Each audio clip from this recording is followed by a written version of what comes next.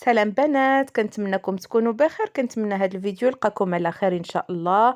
اليوم جبت لكم اقتراحات اللي غادي تعاونكم في التوجد الطويله ديال رمضان، اقتراحات اللي هي سهله وكتوجد بكل سهوله. اول حاجه غادي نوجدو هي هذه التحليه بالشوكولاته اللي كتشوفوا قدامكم. كتجي طبقات، شي حاجه اللي زوينه في المذاق وسهله في التحضير. ونبداو على بركه الله. اول حاجه هنا غادي ناخذ واحد الكاسرونه او الاناء، غادي نديرو فيه 500 مليلتر ديال الحليب نسيترو كيكون بارد. غادي نضيف ليه 3 ديال المعالق ديال السكر، واحد ساشي ديال الكاكاو بودر، 3 ديال المعالق ديال النشا اولا الدقيق اولا لا كريم باتيسير، وكميه ديال الشوكولاط الاسود تكون المذاق ديالو زوين اولا من نوعيه جيده. كنخلطوا هاد المكونات كامله هي بارده، ومن بعد كنديروها فوق البوطه على عافيه مهيله مع الاستمراريه في التحريك حتى كتعقد لينا. هنا كناخذوا الكؤوس ديالنا ولا لي فيغين فاش غادي نديروا التحليه. كنجيبوا هنا اي نوع ديال البسكوي عندكم، انا خديت اوريو اللي كنطحنوه، كنديروه في قاع ديال الكؤوس كطبقه اولى، من بعد كنديروا عليه الطبقه الثانيه اللي وجدنا.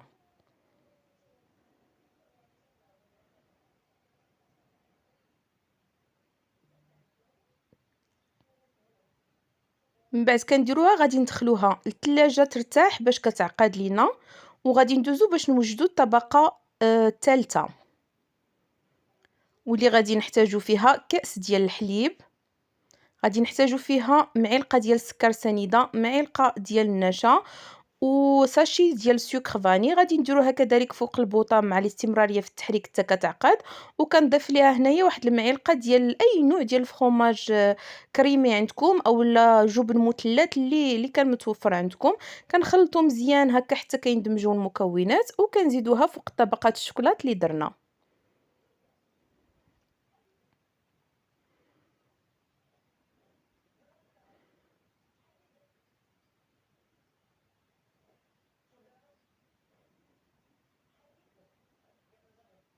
صافي بعد ما كنصبوها هكا غادي ندخلوها للثلاجة وكنخليوها حتى كتبرد، يعني راه ما كتاخذش حتى ربع ساعة حتى كتعقد وكتماسك وكتولي لينا بهذا الشكل هكا. بالنسبة للتزيين زينتها بقطع ديال الشوكولاتة مبشورة من الفوق بهذا الشكل هكا، والتزيين كيبقى اختياري. وندوزو دابا نوجدو الطبق الثاني ولا الوصفة، وندوزو للاقتراح اولا الوصفه الثانيه، وهي اللي غتكون هاد ميني بطبوط بهذا الشكل هكا، كيجي على شكل مثلث اولا على شكل سيجار، كيجي زوين ساهل في التحضير بواحد الحشوه اللي اكثر من رائعه، وراه ساهل بزاف في التحضير. خلينا مع المقادير وطريقه ديال التحضير. اول حاجه غادي ندوزو للعجين اللي غادي نحتاجو فيها جوج ديال الزلايف ديال الدقيق الفينو وجوج زلايف ديال الفورس. تقدروا تغلبوا الفينو على الفورس كما تقدروا تغلبوا الفورس على الفينو، لكم الاختيار. غادي ناخذ واحد المعلقه ديال الخميره، معلقه ديال الملحه، ومعلقه ديال السكر. صافي وغادي نخلط هاد المكونات بالماء دافي. انا كندير العجينه تكون مطلوقه شويه. بالنسبه للعجينه ما كندلكوهاش بزاف، غير كنديروها حتى كتجمع لينا، كنغطيوها وكنخليوها ترتاح. من بعد كنرجعو كنلقاوها دالكا راسها لراسها.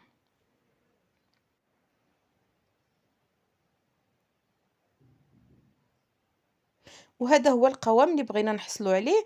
غنخليوها ترتاح وندوزو باش نوجدوا الحشوه. بالنسبه للحشوه غناخذ واحد المقيله، غنديروا فيها كميه ديال زيت نباتيه اولا من زيت الزيتون. غادي نضيف هنا واحد جوج بصلات اللي كيكونوا مشلضات. بالنسبه للكميه كتبقى على حساب يعني الكميه ديال البطبوط اللي درتو. غنردوها فوق البوطه على عافيه مهيله مع كنبقاو كنحركوها. غنضيف عليها هنايا واحد الفليفله حمراء اللي كتكون مقطعه طريفات حتى هي صغار.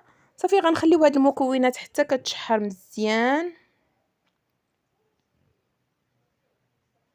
صافي من بعد غادي نضيف قطع ديال صدر الدجاج بهذا الشكل هكا. تقدروا ديروا الكفته، تقدروا ديروا اي حاجه متوفره عندكم اللي بغيتو. صافي هنا غادي نضيف معلقه ديال السكنجبير، البزار، الخرقوم، التحميره والملحه، وغنخلط هاد المكونات مزيان وكنخليوهم حتى كيطيبوا.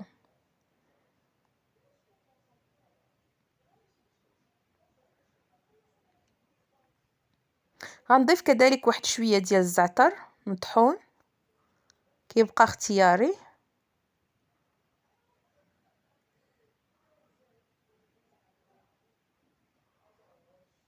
غادي نضيف واحد المعلقه ديال صلصه الطماطم،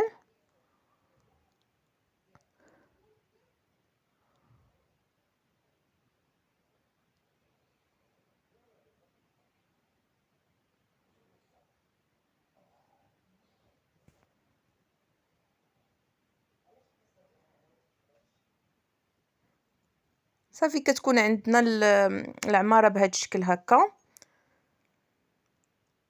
بعد ما طابت وتعلكت بهذا الشكل هكا غادي نضيف ليها واحد 2 معالق ديال الجبن، اي جبن كريمي كان عندكم تقدروا تضيفوه. ما كانش متوفر ضيفوا اي فروماج مبشور اولا تقدروا تستغناو عليه. ضفت كذلك معلقه ديال لاصوص صوجا. صافي غنخلط هاد المكونات. غادي نضيف كذلك الزيتون مقطع والدنجال اللي كنكون قليته حتى هو كنقطعوه قطع صغيره كنضيفوه لهاد الحشوه، كيعطينا واحد المذاق اللي هو زوين بزاف بزاف. جربوها اكيد غادي تعجبكم.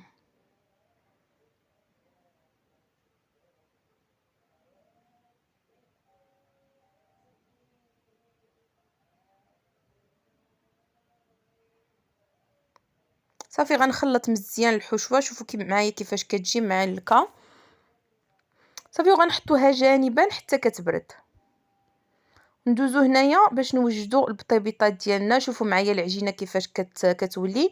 هنا غنحاولوا اننا نحيدوا من هذاك الغاز اللي كيكون فيها. كنديوها وكنجيبوها غير واحد شويه صافي، وكنبداو كنشكلوها على شكل بطيبيطات بهذا الشكل هكا. كنجيبوها حتى المقله وكنقسمها بهذا الشكل، يعني الفيديو راه واضح. صافي كي كنحطها كنقسمها وكنقلبوها مباشره.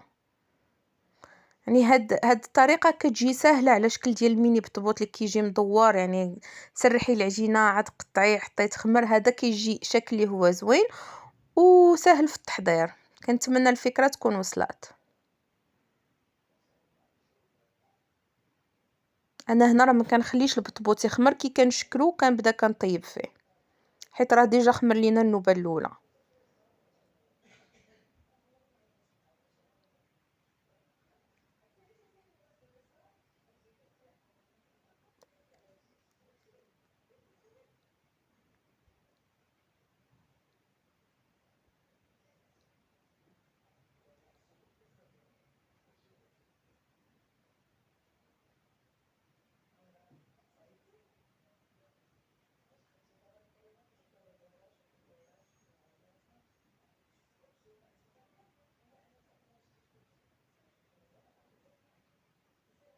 هانتوما شوفوا معايا كيفاش كيجي، راه كيجي خاوي من الداخل. هنا غنفتح معكم وحده باش تشوفوها كتجي، يعني كيجي مفشفش من الداخل خاوي. صافي بعد ما كنكمل الكميه اللي عندي كامله في الطياب كيكون هذا هو الشكل ديالها. جبت هنايا الجبن مبشور، اي نوع ديال الجبن عندكم كيبقى اختياري غير للتزيين. ما كانش متوفر فتقدروا تستغناو عليه، والتزيين راه كيبقى اختياري. هنا غنجيب البطبوط ديالي نحلوه بهذا الشكل هكا وغادي نبداو كنعمروه. نتوما كيف ما كتشوفوا معايا الفيديو راه واضح.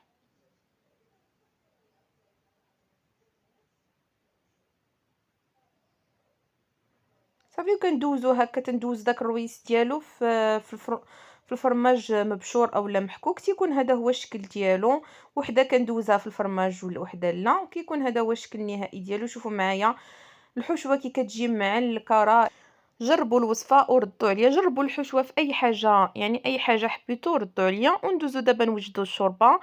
من احسن شوربات صراحه عندي، كتجي زوينه خفيفه مذاق لا يقاوم. وندوزو للطريقه ديال التحضير. في واحد الاناء اولا طنجره غادي ناخذ واحد البصله اللي كنقطعها بهذا الشكل هكا، كميه من القرعه. بالنسبه للكميه راه كتبقى على حسابكم نتوما شحال ديال الناس بغيتو ديروا. كندير تما قزبور ومعدنوس. غادي ندير زيت نباتيه ولا زيت الزيتون اللي بغيتو. غادي نضيف كذلك مليحه، شويه ديال البزار فقط هما اللي كندير، الملحه والبزار. وغادي ندير كذلك واحد شويه ديال الازير، تقدروا ديروا الزعتر اللي بغيتو. المهم اي اعشاب منسمه بغيتوها ديروها. غندير واحد المعلقه ديال الزبده وغادي نشحروا هاد المكونات مزيان مزيان، اهم حاجه في هاد لاصوب هي ديك التشحيره، خاص هاد المكونات تشحر مع بعضياتها مزيان مزيان. من بعد كنضيفوا ليها واحد الكميه ديال الماء اللي كيكون غليان، الكميه ديال الماء فاش غادي طيب لينا ديك القريعه.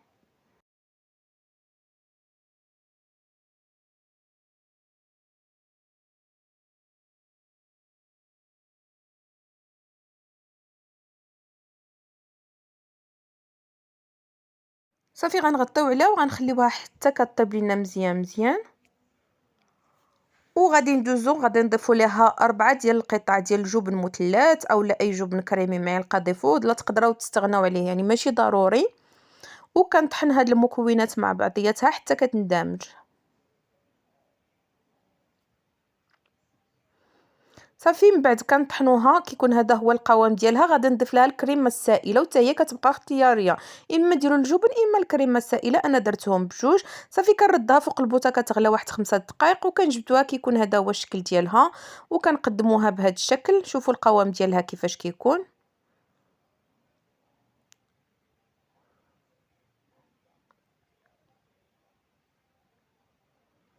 هنا كنزينها بشويه ديال الكريمه، المهم التزيين كيبقى اختياري.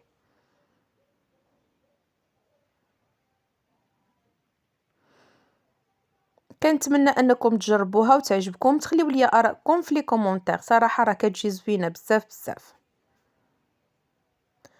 وندوزو دابا باش نوجدو عصير بالحليب، كيجي حتى هو زوين بزاف. وهنايا غادي ناخذ واحد الكميه ديال الفريز، الكميه راه كتبقى على حسابكم على حساب عدد الافراد ديالكم. غناخذ واحد 3 ديال الحبات ديال الموز، وغادي ناخذ واحد لافوكا وغادي نضيف عليها الحليب وكنطحنوا هاد المكونات كامله. انا ما كنديرش السكر في العصير، تقدروا تضيفوه الا بغيتو يعني كيبقى اختياري، اولا ضيفوا العسل كما تقدروا تضيفوا التمر كذلك. صافي كنطحن المكونات كامله وكيكون هذا هو القوام ديال العصير. وهنا غادي نضيفوا نوجد معكم كذلك عصير ديال الخيزو، هنا عندي كيلو الا ربع ديال الخيزو اللي كنسلقوه في واحد الكميه ديال الماء، كنضيفوه مع واحد الكاس ديال الليمون وواحد كاس ديال الماء، ساشي ديال الفاني ودانون بنكهه المونغ درت هنا، ديروا النكهه اللي بغيتو. صافي وكنطحن هاد المكونات مع بعضياتها وكنعاود نضيف ليها واحد الكاس ديال الماء اللي كيكون بارد بزاف بزاف. وكيكون هذا هو العصير كيجي زوين بزاف لذيذ، كيكون القوام ديالو هو بهذا الشكل هكا. بغيتوه نتوما خفيف تقدروا تضيفوا له الماء كتير، يعني بالنسبه للقوام تحكموا فيه. وكيكون هذا هو الشكل ديال الوصفات اللي وجدنا معكم اليوم، كنتمنى انها تنال اعجابكم، افكار اللي غادي تنفعكم في طاوله ديال رمضان. جربوها، خليو لي ارائكم في لي كومونتير. بسلام عليكم، في امان الله.